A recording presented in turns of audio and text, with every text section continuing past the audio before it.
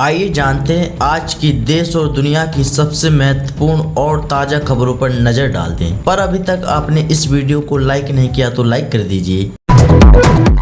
उड़ीसा के पास जहाज डूबा। उड़ीसा के पास एक मालवाहक जहाज डूब गया। जहाज में 24 लोग सवार थे। भारतीय तट रक्षक और नौसेना की टीमें बचाव काम में लगी हैं। 2 लोगों को सुरक्षित बचाया जा चुका है। बाकी लोगों की तलाश जारी है। जहाज पारादीप बंदरगाह से सिंगापुर जा रहा था। हादसे की वजह जानने के लिए भी जांच शुरू कर दी गई है। तलाश अभी भी जारी है। कई राज्यों में भारी बारिश का अलर्ट। देश के कई राज्यों में सोमवार को तेज बारिश की चेतावनी जारी की गई है। मौसम विभाग के अनुसार उड़ीसा, बिहार, झारखंड, छत्तीसगढ़, मध्य प्रदेश, उत्तराखंड, पश्चिम बंगाल, सिक्किम और पूर्व उत्तर के कई इलाकों में भारी बारिश हो सकती है। कुछ जगह तेज हवा और बिजली गिरने का खतरा भी बताया गया है। लोगों से सावधानी बरतने को कहा गया है। लोग सावधान रहें। आज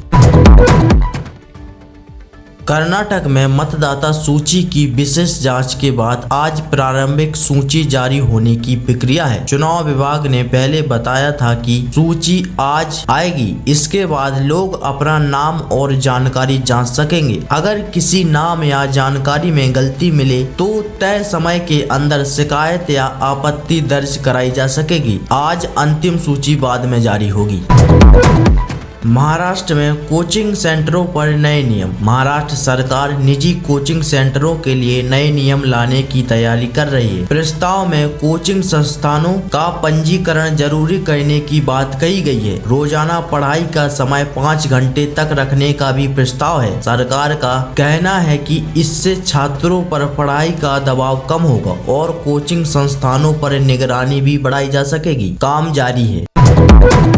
महाराष्ट्र में 216 कछुए जंगल में छोड़े गए। महाराष्ट्र में बचाए गए 216 भारतीय स्टार कछुओं को तड़ोवा अधारी बाघ अभ्यारण्य में छोड़ दिया गया। ये कछुए मुंबई और ठाणे के इलाकों से बचाए गए थे। वन विभाग और वन्य जीव संस्था ने उनकी देखभाल की। इसके बाद उन्हें सुरक्षित तरीके से जंगल में छोड़ा गया। अधिकारियों के अनुसार इससे कछुओं को प्राकृतिक जगह में वापस रहने का मौका मिलेगा और संरक्षण मजबूत होगा। बिहार में रोजगार बढ़ाने पर जोर। बिहार सरकार राज्य में निवेश बढ़ाने और रोजगार के नए मौके बनाने पर जोर दे रही है। सरकार ने अर्थव्यवस्था को तेजी से बढ़ाने और करीब 1 करोड़ नए रोजगार देने का लक्ष्य बताया है। इसके लिए उद्योग, सड़क, बिजली, पर्यटन और दूसरे क्षेत्रों में काम बढ़ाने की योजना है। सरकार निजी कंपनियों को बिहार में निवेश करने के लिए भी आकर्षित कर रही है। बिहार पहुंची संसद की बड़ी समिति। संसद की एक बड़ी समिति बिहार के दौरे पर पहुंची है। समिति पटना और बोधगया में सड़क, हवाई सुविधा, पर्यटन और ऐतिहासिक जगहों से जुड़े कामों की जानकारी लेगी। हवाई अड्डों के विस्तार और राष्ट्रीय राजमार्गों से जुड़े काम भी देखे जाएंगे। समिति अधिकारियों से बातचीत करके राज्य की जरूरत समझेगी। इसके बाद विकास से जुड़े सुझाव अपनी रिपोर्ट में सुझाव बाद में दे सकते हैं। राजस्थान में तबादलों को लेकर निर्देश। राजस्थान में चुनाव से पहले जारी तबादलों और नियुक्तियों को लेकर सरकार को निर्देश दिया गया है। आयोग ने कहा कि जारी आदेशों को 24 अगस्त तक लागू किया जाए। 309 शहरी स्थानीय निकायों के चुनाव की तैयारी के बीच यह निर्देश आया है। नए कर्मचारियों की नियुक्ति से जुड़े पहले के आदेशों को भी नियमों के अनुसार लागू करने को कहा गया है। कर्नाटक में भाजपा जेडीएस का प्रदर्शन। कर्नाटक में भाजपा और जेडीएस ने विधानसभा भवन के घेराव का कार्यक्रम रखा है। विपक्ष मंत्री बी नागेंद्र को मंत्रिमंडल से हटाने की मांग कर रहा है। विपक्ष का कहना है कि सरकार को इस मामले में जवाब देना चाहिए। प्रदर्शन को देखते हुए विधानसभा के आसपास सुरक्षा बढ़ाई जा सकती है। इलाकों में यातायात पर भी असर पड़ने की संभावना है। उत्तर प्रदेश में बारिश का अलर्ट। उत्तर प्रदेश के कई जिलों में सोमवार को बारिश और तेज हवा की संभावना है। मौसम विभाग ने कुछ हिस्सों में आज भारी बारिश की चेतावनी दी है। इटावा, औरैया, कानपुर और कौशाम्बी जैसे इलाकों में बारिश हो सकती है। झांसी, ललितपुर और हमीरपुर में भी मौसम खराब रहने की संभावना है। लोगों से मौसम की जानकारी देखकर ही बाहर निकलने की सलाह दी गई है। दिल्ली एनसीआर में बारिश की संभावना। दिल्ली और आसपास के इलाकों में आज बादल छाए रहने और बारिश होने की संभावना है। मौसम विभाग के अनुसार कुछ जगह हल्की से मध्य बारिश हो सकती है। बारिश से गर्मी और उमस से राहत मिल सकती है। हालांकि सड़कों पर पानी भरने से यातायात प्रभावित होने का खतरा भी है। लोगों को वाहन चलाते समय सावधानी रखने की सलाह दी गई है। सिम कार्ड को लेकर नया नियम। देश में मोबाइल सिम कार्ड को लेकर नया नियम आज से लागू हुआ है। सरकार ने दूरसंचार कंपनियों को तय सीमा से ज्यादा मोबाइल कनेक्शन जारी नहीं करने का निर्देश दिया है। नो कनेक्शन रहने वाले लोगों को आगे नया कनेक्शन लेने में परेशानी हो सकती है। सरकार का उद्देश्य मोबाइल नंबरों की सही पहचान करना और गलत इस्तेमाल रोकना है। आज लागू हुआ। विदेश जाने वाले यात्रियों के लिए बदलाव। विदेश जाने वाले यात्रियों के लिए हवाई यात्रा की प्रक्रिया में बदलाव की तैयारी है। रिपोर्ट के अनुसार 1 सितंबर से अंतर्राष्ट्रीय यात्रियों से बोर्डिंग पास पर इमिग्रेशन की मोहर लगाने की व्यवस्था खत्म हो सकती है। यात्रियों को मोबाइल में ई बोर्डिंग पास रखना होगा। नई व्यवस्था का उद्देश्य कागजी काम करना और हवाई अड्डों पर इमिग्रेशन की प्रक्रिया को तेज बनाना बताया गया है। करोड़ों युवाओं को रोजगार की जरूरत। एक रिपोर्ट के अनुसार भारत में 8 करोड़ से ज्यादा युवा ऐसे हैं जो नौकरी, पढ़ाई या किसी प्रशिक्षण में शामिल नहीं है। यह स्थिति रोजगार और कौशल विकास के लिए चिंता की बात मानी जा रही है। विशेषज्ञों का कहना है युवाओं को बेहतर प्रशिक्षण, रोजगार की जानकारी और काम के नए मौके देने की जरूरत है। इससे उनकी स्थिति सुधारने में मदद भी होगी।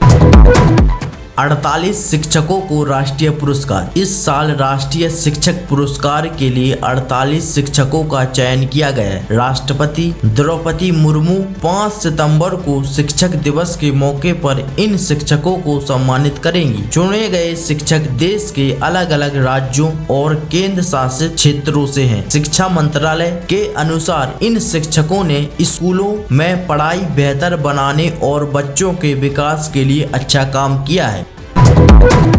उत्तर प्रदेश बना बड़ा क्रिप्टो बाजार। एक नई रिपोर्ट के अनुसार 2026 की दूसरी तिमाही में उत्तर प्रदेश भारत का सबसे बड़ा क्रिप्टो बाजार रहा। रिपोर्ट में बताया गया कि डिजिटल संपत्तियों में लोगों की भागीदारी बढ़ी। उत्तर प्रदेश के साथ दूसरे राज्यों में भी क्रिप्टो से जुड़ी गतिविधियां बढ़ी हैं। हालांकि क्रिप्टो में पैसा लगाने का जोखिम रहता है, इसलिए लोगों को पूरी जानकारी लेकर सावधानी से फैसला करना चाहिए।